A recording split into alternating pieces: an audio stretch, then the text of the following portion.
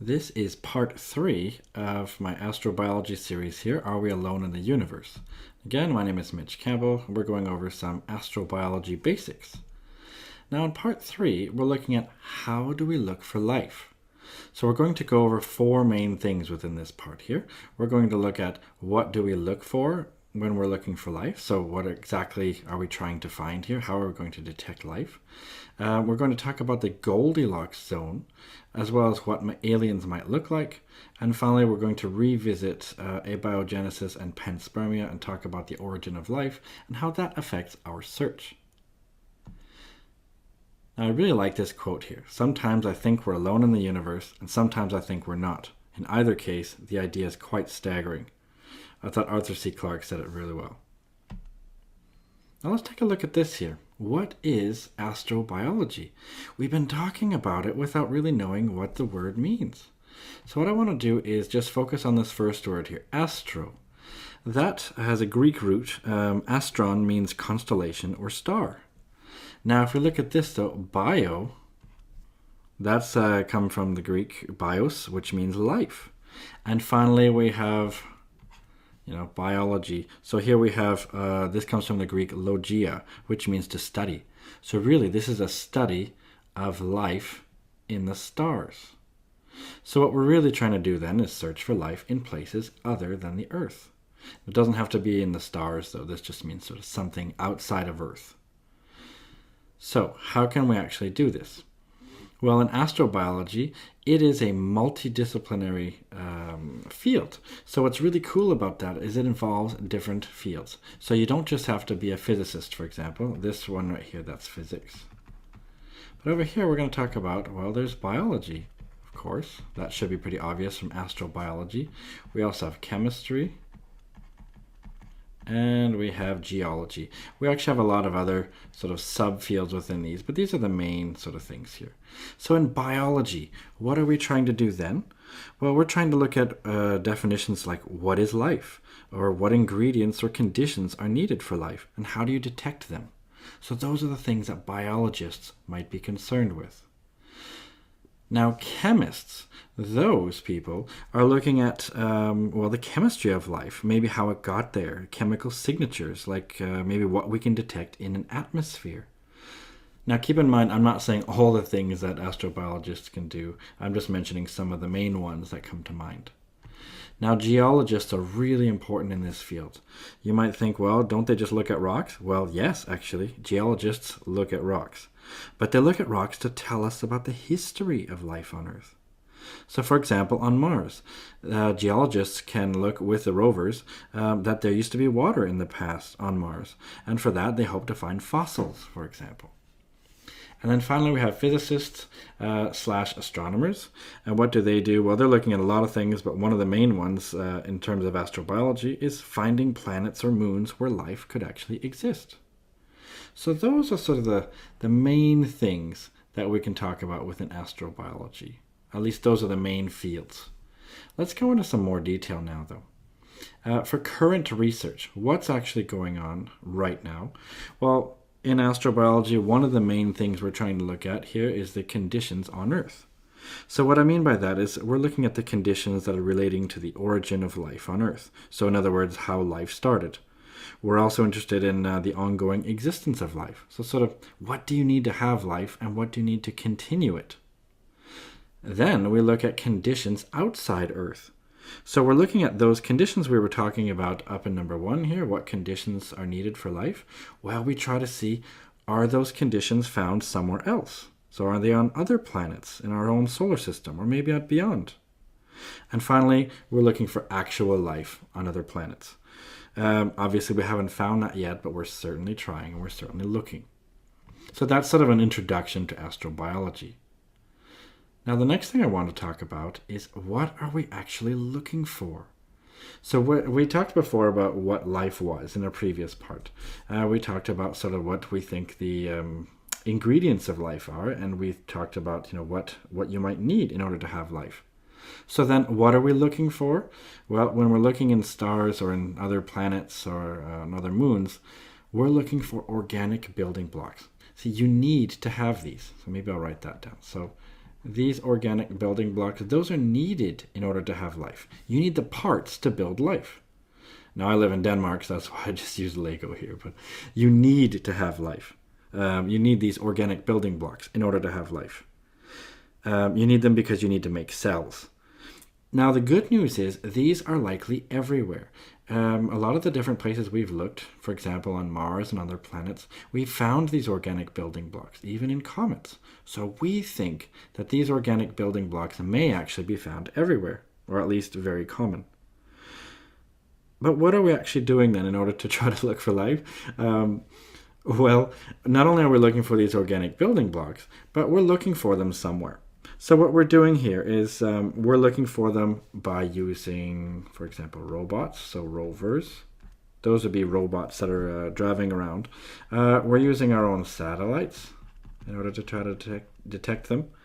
We're using, we could say, robots, etc. So we're using our own detection methods here. So we're trying to land robots on these planets and these places and look around for them. But we can also use telescopes as well, because by using a telescope, you can actually sometimes detect these organic building blocks. Now, this actually brings me to, I think, an important point. When we're looking for life as we know it.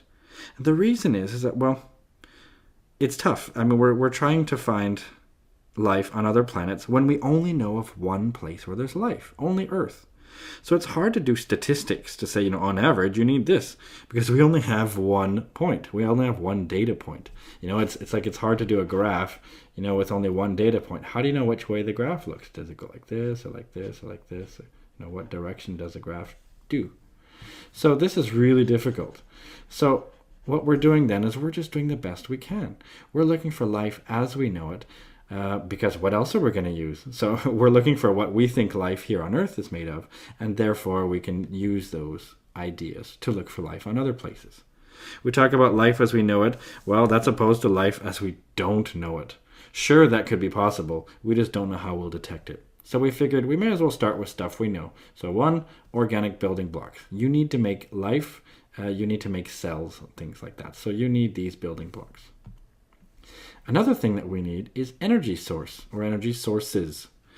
This, for example, could be to fuel metabolism. And again, you need that for life. So again, this is needed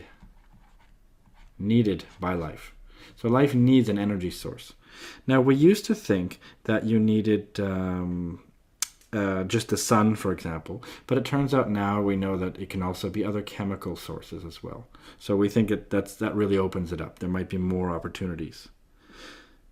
Now, how do we actually look for these?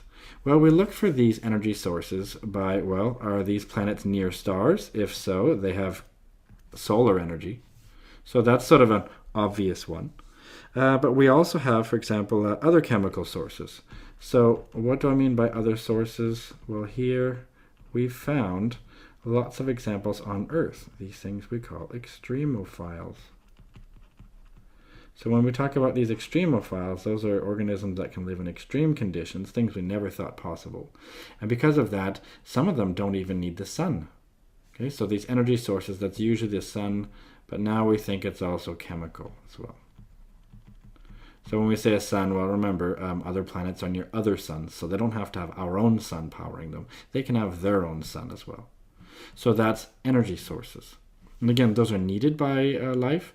And the good news is we think that these are pretty common. I mean, there are lots of stars, so that should be not too bad. That shouldn't be too hard to find. The real tough one is liquid medium. We need some sort of liquid medium, and in here we say most likely water. Okay, so when we say liquid medium, we mean most likely liquid water. When I say water, I mean this compound H2O, because you can have a lot of other liquids. Other things can be in liquids, but I'm talking about liquid water here. So we want water in these sort of flowing, you can drink it in a cup type of water here, this H2O. Reason we say it's because water, each little water molecule is actually 2 hydrogens and 1 oxygen. That's why it's H with a little 2 here. So 2 hydrogens and 1 oxygen makes water. Now, we think that water is needed by life as well. So just like the other ones, just like with the building blocks, we think that life needs this and it's found everywhere. We think that life needs an energy source. Good news, those are found pretty much everywhere. And we think that life needs water, liquid water. Now the problem is it's not likely everywhere. We're not quite sure where to look. Now, life needs this liquid medium because, what we need to do is we need to feed the molecules of life, in a sense. So when we're actually looking for these things, for water, where are we looking or how are we looking for it? Well, we're looking for it using geology.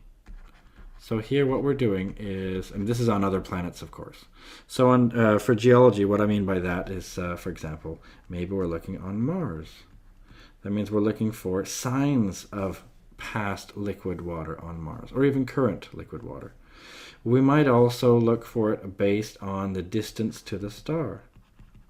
And I'm going to talk about that in the next video here. But this is when we say distance to the star. What I mean by that, we're going to talk about the habitable zone, so HZ. So we're going to see that depending on where you are from a star, it should be hotter or colder on the planet. So if a planet is just the right length or just the right distance away from a star, maybe you can have liquid water on the surface. So that's number 3, liquid medium, and we think it's needed. This is not found everywhere, though. This is the key thing that we're trying to do is to look for the water here. Now another thing that we're looking for is oxygen. Now, this is not needed by life. We think it's caused by life. So when you have what's called photosynthesis, when plants can convert, you could say gases in the air into oxygen, we call it photosynthesis. There's a lot of details to it, but it's not so important for us at the moment. But what we're doing is we're looking for oxygen, because if we can see oxygen somewhere else, we think it's caused by life. So that's really important. Because see, what's happened, this is a graph of the past here. So this right here is this right here represents the amount of oxygen in the atmosphere, and this represents time. So this is sort of present day. We're up here. We have lots of oxygen. Well, what was it in the past? Well, a long time ago, 4.6 billion years ago, there was virtually no oxygen. This represents here the level 0 here. This right here, that's 0. Now what happened is at some point life started on Earth, either 3.8 or 3.5 billion years ago, but somewhere around here is when life started. Now once life started, we see that oxygen levels rose. Of course, there's some theories about why it didn't rise right away. Maybe it was absorbed by the Earth or by the atmosphere, which is very likely. But at some point, photosynthesis happened, so much of it that it increased the amount of oxygen in our atmosphere. Now, an atmosphere, if you remember, that is just a bunch of gas around a planet. So, for example, this is the Earth right here, like this right here, if that's the Earth. Whoops, I didn't draw a very nice circle here. But there's this sort of layer of gases above us here. This layer of gas here that we live in. We breathe these gases in. And this is our atmosphere. So we think that if we can find other planets around other stars, that if they have an atmosphere, and if we can detect oxygen in them, then that may be a sign that life caused it. Because certainly on Earth, it looks like life on Earth caused oxygen. And of course, we've evolved in order to need oxygen. But it turns out photosynthesis, for example, what plants do, those actually release oxygen. They actually give you O2, it's called. So they release oxygen. Now, how in the world can we look for oxygen? Well, we can actually look at it, we can look for it using geology. We can actually see in the past what it looks like there was. We can actually go there. So if it's somewhere close by, we might actually go there to detect the atmosphere. Or we can detect atmospheres. This is really cool. I'll say ATM for atmosphere.